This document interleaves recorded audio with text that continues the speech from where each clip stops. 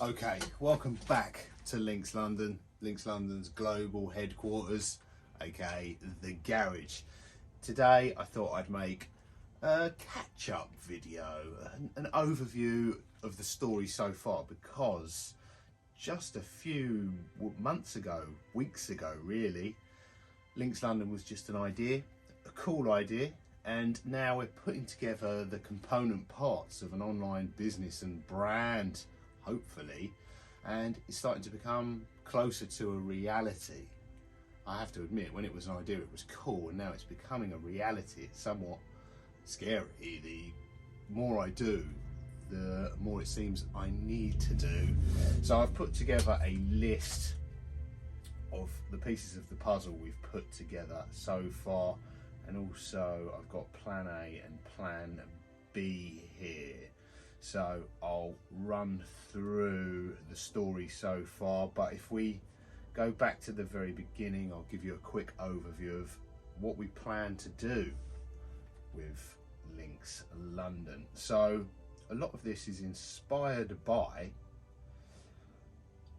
a former British jewellery brand called Links of London. Now, I loaded up the page here.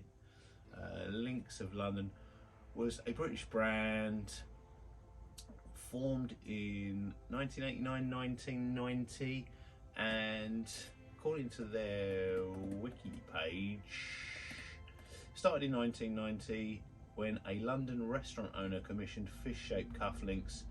Throughout the next 15 years, Links of London expanded with retail outlets in the UK, United States, Canada, Japan and Hong Kong. In 2006, the company was sold to Folly Folly.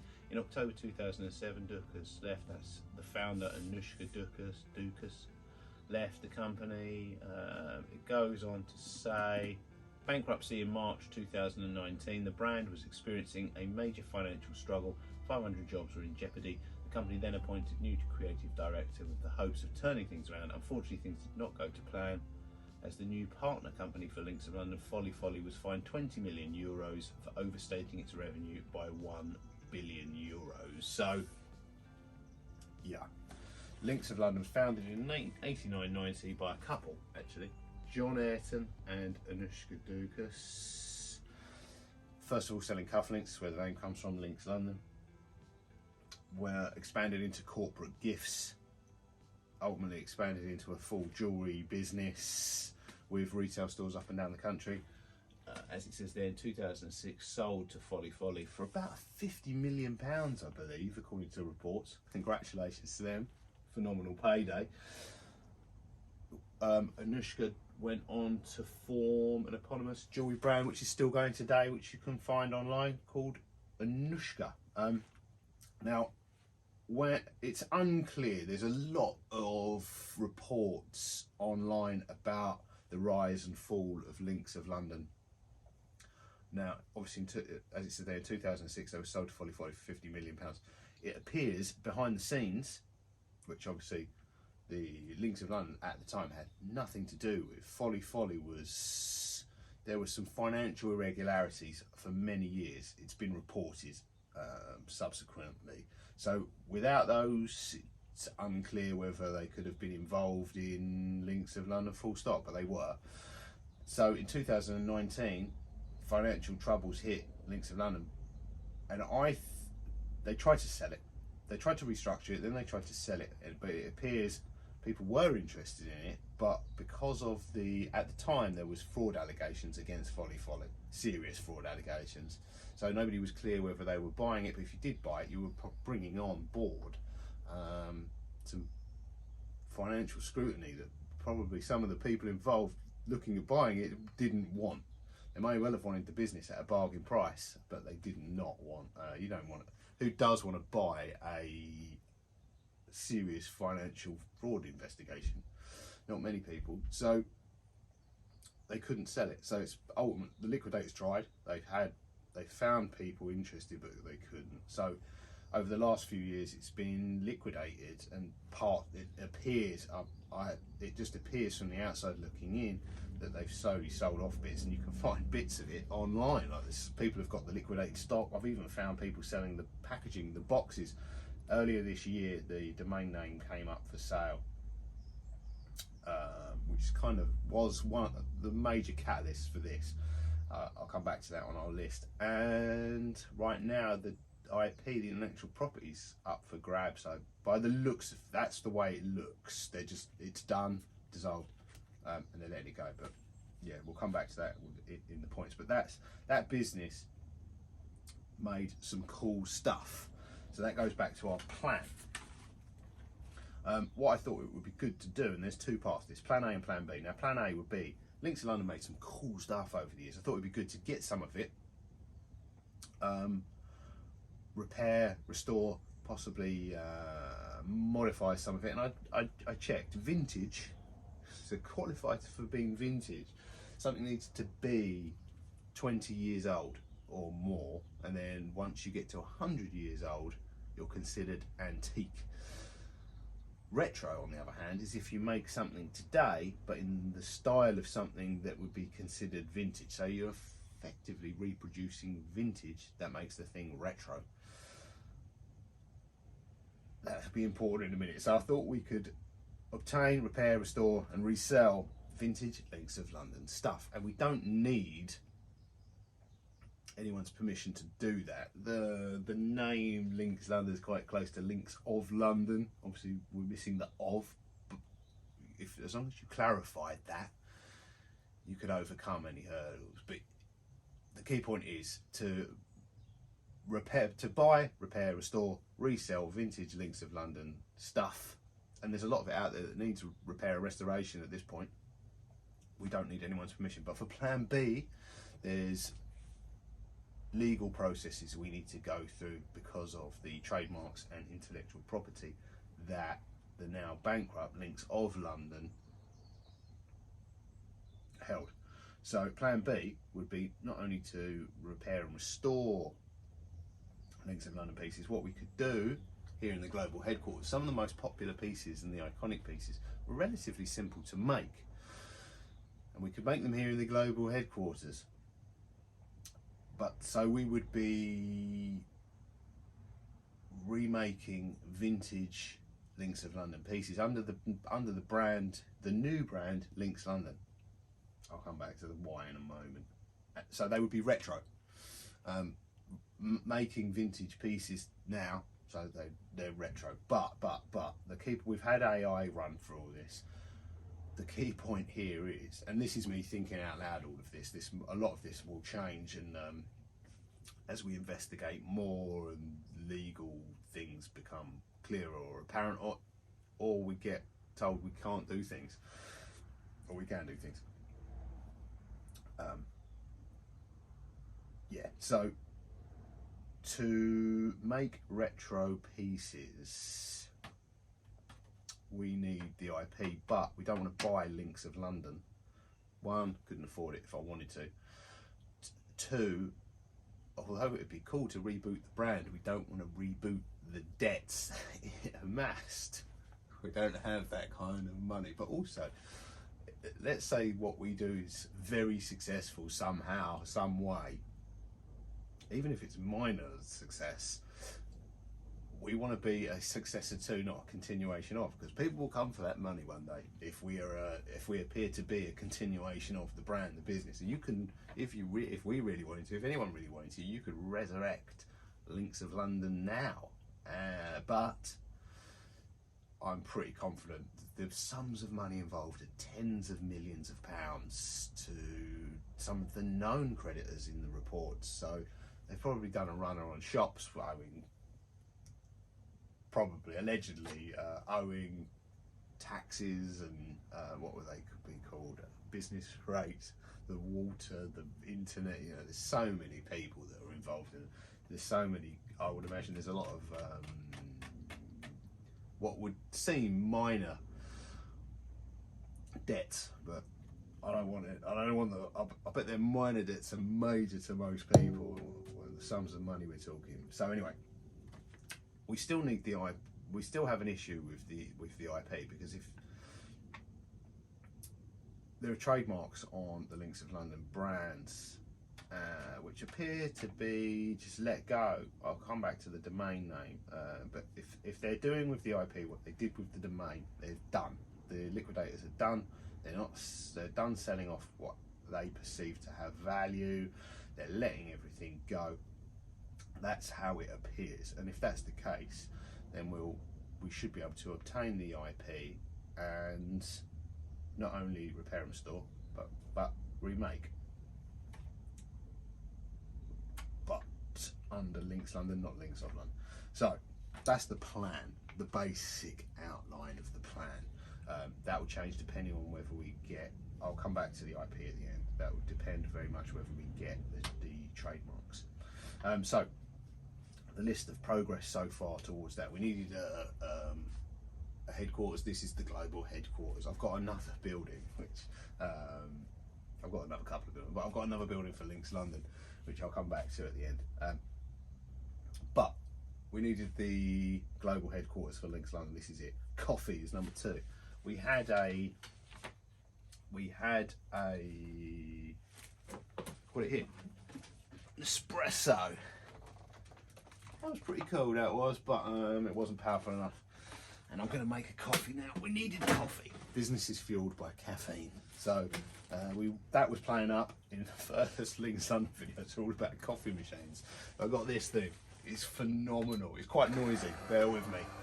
We're going to make a double espresso.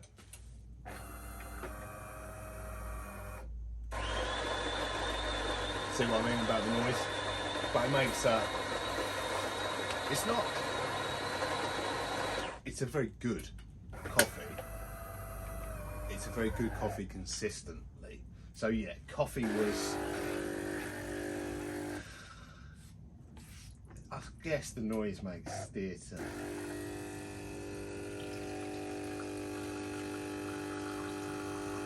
Coffee was about 3 videos, the first 3 videos in general, and now it's taking up a considerable portion of this video. After we got coffee sorted out, we then needed a computer, because here in the workshop, originally I was using this 15-inch Mac Pro connected to this Apple. It's an early studio display, cinema. I think these were called cinema displays, the ones, and they're now called studio displays. That was playing up. We got a Mac Pro, probably the coolest looking computer ever made, and I had high hopes for that, and it's a really good, considering it's from 2013, phenomenal. However, it doesn't support, it's unsupported now by Apple. You can edit footage. We did edit footage from a phone, which I'm filming on now, which they are phenomenal video cameras, the iPhones, the new ones. And we'll edit it, but then you have problems when you transfer the footage onto a newer Mac. It converts the footage, and you can't convert it back to run on that. So becoming increasingly useless. But they are from a design perspective, it's the best looking desktop. So we're doing web development on that, and I'm doing video on this newer Mac Pro. I think this is 2017, but it's still supported by the latest Apple Mac iOS's, so that's good enough for doing these videos and the creative content for Links London. Yeah, that makes it a marvellous coffee. Consistent. You can get fancier machines. I've had them. I went on about this in the 3 videos all about this machine.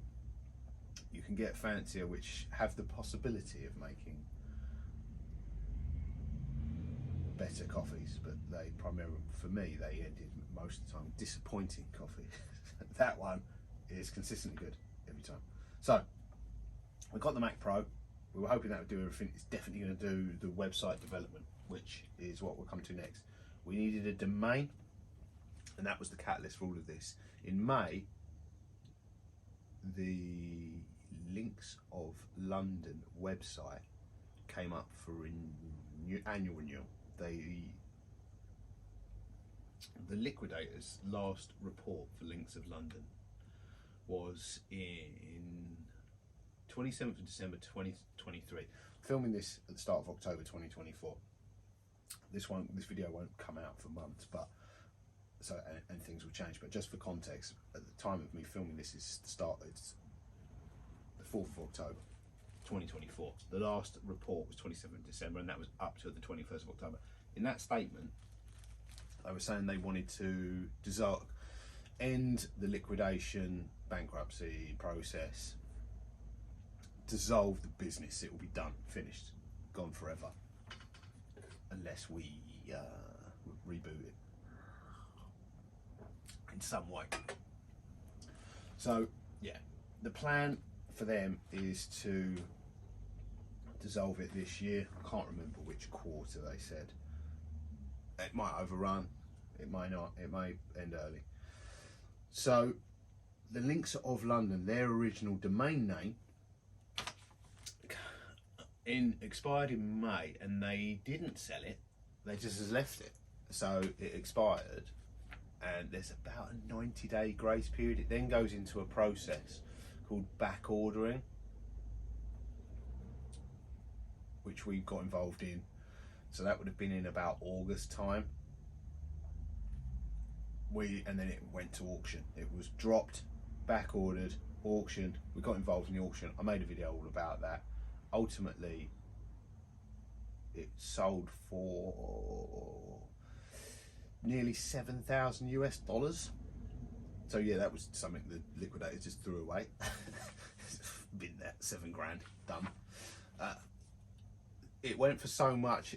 At that point, that was very much the catalyst for this, because it was like, okay, if they're just throwing away, like what remains? Nothing really remains. The shops are gone. The website had been closed at that point for 4 years, but the domain was still there. But at this point, they're done with the liquidation. They've sold everything they want to sell, and the scraps are left of Links of London, and they're discarding them. But it seems, that's what it seems like from where I'm on the outside looking, standing. That's it, done. Bin the rest. That appears to be the stance. Might not be true. We'll find out because of our applications for the IP. However, that was the catalyst. It's like, okay, if they're throwing away the domain, they're probably throwing away the IP as well. I got involved in the auction. However, without the IP, the websites are useless to us. It'd be cool to have. It would be cool to have if we got it. It would be even cooler to have if we get the IP and we can make Links of London stuff or inspired by. I'll have to be careful with the way I word that in future. However, it's not worth anything to us at this point, because without the you need both. It would be cool to have both, but we don't know if we're going to get the IP. The IPs that all of this centres around getting the trademarks at this point. Without them, if we've applied the trademarks, let's cover that because it makes everything else make sense. So we've asked the UK government, the Intellectual Property Office of the UK government, about the trademarks, if we can have them for Links London. The government themselves have replied, no problem. However, we've got to contact Links of London. So Links of London, the government's contacting Links of London to see if we can register the trademarks, which they appear to be binning everything off that's left. They'll be and it will be dissolved by the end of the year. So I don't see them having a problem, but there might be third parties involved. They may be planning to sell it, reboot it. Don't know. So we've applied for them. The UK government is we're a month into that process at this point in time, and there's another month to go. So I forget my point there. Trademarks.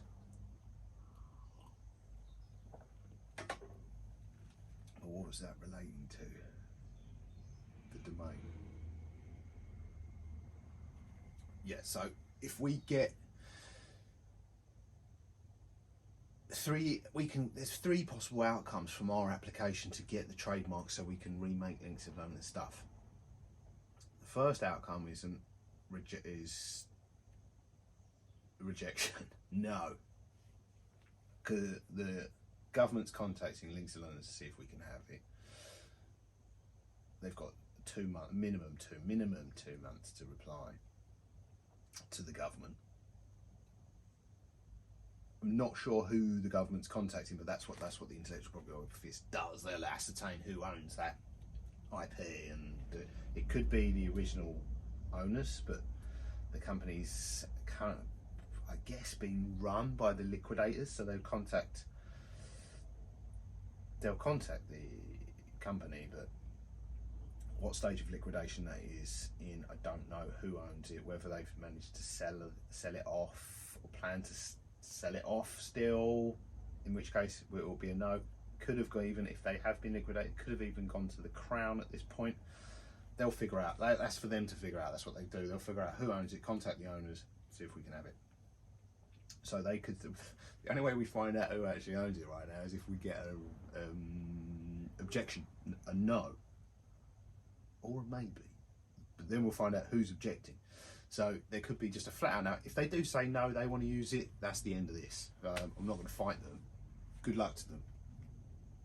I thought it would be cool to do, but because it seems that they're just ending things, throwing it away, dissolving everything. If that's the case, we'll happily try and keep it alive. If they want to do that, it was a cool idea, but that was it. We did that. Yeah, it looks like they're dissolving it. So if they object and they want to do it, good luck to them, and we'll find something else to do. So there is a plan. There is a way they can object just to parts. So they could, in theory, say we want to use this, so you can't sell new. Or they could we could be allowed to use our trademarks for, say, antiques. That would be tricky, you know. There is a sort of yes, but you can do it. You can sell certain things and not others. There could be caveats to it, or they could just not object, approve, and we get the trademarks. We're off and running. So anyway, I think that was all about the domain. The links of London domain auctioned off. It's unclear whether it has any value whatsoever to us without the IP. So we registered for the auction. I was prepared to gamble a few $100s, but not a few $1,000, so I didn't. And right now, if you actually go to the official domain, it goes to UK online casinos. Whoever bought it is using the original official Links of London domain name website for UK online casinos. There is another ongoing thing with for us using the original pieces of the business for selling what is a similar product, and that is, like I said, we want to be a successor to, not a continuation of. I don't want people that Links of London owed a lot of money to thinking we're Links of London. There has to be a clear and distinct, a line drawn in the timeline, and it's the old stopped and the new begins, because we do not want the debt and people coming after us for their debts, and having the same website selling the same products, it could easily be confused, and we don't want that. So we've got a new domain, and the new domain is links.london. It's a .london domain, so that's it, just links.london. No .co.com. I made a whole video about that. So we have a new domain. If the other one comes up, it'd be cool to have, but it's not a necessity. We then needed a website. Once we've got the domain, website's next. Thought it'd be cool. I've used Shopify loads of times. Shopify are great. Really, if you've ever used them, you'll know they're really simple to set up a store and a website, and no problems with them in the past. They shut down in about 2 days. I've made a video about that. There's quite a number of reasons. The frustrating thing about that is we don't know why. We don't know the exact reason why they shut us down. Trust and safety. They did not want to host us. I just wish I knew why, because we could hopefully in the future move to rectify that issue. So we've had to find another host, which we've done. The website we're working on it's very much a work in progress. What you're seeing here is the work in progress. It's by no means a done deal. It's far from it. Actually, there's a lot of work to be done on this. So it's it was going to be Shopify based. It's now WordPress based. And yeah, we're getting somewhere with that. Like I said, the more I do on this, none of this is our products. It's all clip art and stuff. That's the structure's there, but none of the content is correct. So a lot of it's actually the original links of London content, just to get an idea. So website's done. Social media was next. I still want to do TikTok. So far we're not going to do everything. You should do everything, but there's a limit to what I've got. It's hours in the day of what we can do easily. So we've got the one set up so far that we can take content and easily convert it between them. I hope so. Instagram set up, YouTube set up, Twitter or X is set up, and there's a Facebook page, and that is quite relatively easy to manage. We can make long format videos for YouTube like this one, cut still images from this, and obviously we will have product images as well. The still images can go onto Instagram, which automatically posts to Facebook, so we don't have to do anything with Facebook. We post to Instagram, that post is automatic to Facebook. Long format videos can be cut into short format videos for YouTube Shorts, and they can also be converted into TikToks and Instagram stories. There is an issue with the format, the landscape portrait thing, but we can cut that. Just means you end up, we take this and you've got a bit of me, not the full thing, but that's fine. I want to get TikTok as well. I need email.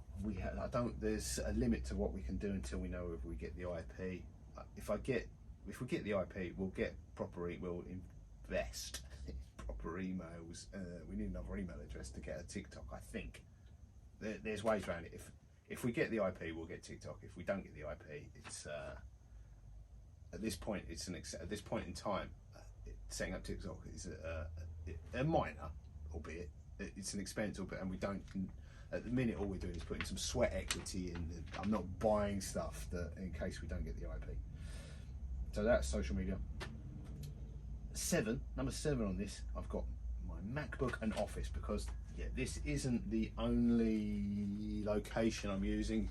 It's freezing, it's winter, it's October, it's the start of winter, we're not even deep into winter and it's freezing cold in here, which is fine. It's great in here for making jewellery. Sat in here, there's a lot of heat making jewellery. This is a great space for making jewellery, but it's not the best office setup.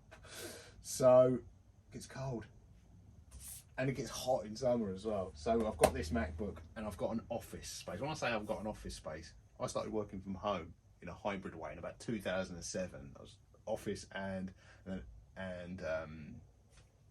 home workshop and office, and then I went fully work from home in 2012. People thought I was crazy. It was they almost mocked it. They're like, "Oh, do you get dressed for work? Do you put a suit on and we'll go to People thought it was hilarious, a joke, working from home.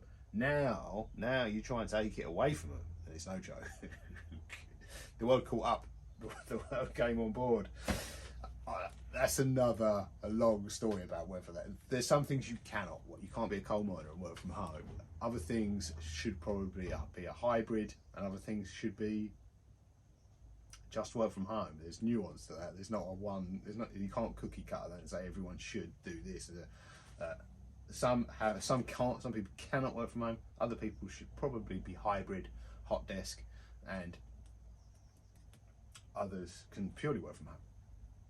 The good thing is, the point of this is, the world's caught on. So now there's a club up the road that I'm a member of, with a gym and a restaurant and a bar, and they've built an office to try and capture this work from home crowd. It's got phenomenal Wi-Fi as well.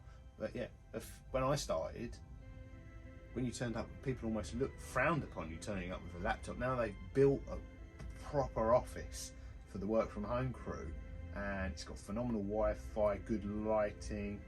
It's built, the tables and chairs are all built at height for you to put a laptop on. Every little, there's bars, it's almost like an airport lounge they've built, and there's wireless phone charging. It's cool, I'll show it to you. So I'm using that as it's a nice space. You can order coffees and drinks and food and if you need them. There's a swimming pool next door, gym upstairs, full-on restaurant. It's great. So I can take the MacBook there, and it's a slightly nicer space, and if I ever need to have a meeting with someone, that's the place. I'll share it with you now.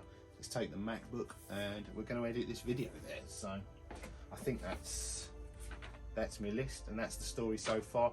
There's a lot to do, and a lot of what I've said is probably subject to change. The whole premise, obviously, plan A, plan B, without the IP, which we're at least another month away, I don't really know the exact direction Links London's going to go in yet. Let's go and check out the office. This club is very conveniently located near the Links London Global Headquarters, and we're right on the edge of South East London. We're where South East London ends and Kent begins. 20 or 30 minute train ride to central London, prime commuter belt. Back in the day, a lot of the people that lived in this area would have got on a train. There's loads of train stations around here. Got on a train, 20 or 30 minutes, central London, come back in the evenings. However, in recent years, they're all forced to work from home.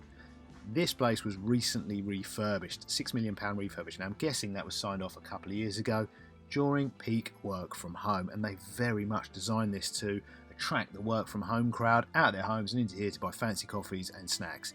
It's phenomenal for working in. There's work areas everywhere, even the tables are at the right height for laptops. There's plug sockets for your laptops, there's phone charging units everywhere. Unfortunately, this year, pretty much as soon as this opened, it was like the Links London boiler room in here. 20 or 30 people in here making Skype calls. However, every week the amount of people's diminished because a lot of the large central London companies have transitioned from work from home policies to what they call work in person policies, which loosely translated means get back to work or you're fired. So, as you can see, it's pretty quiet these days. See you in the next one. Toodles.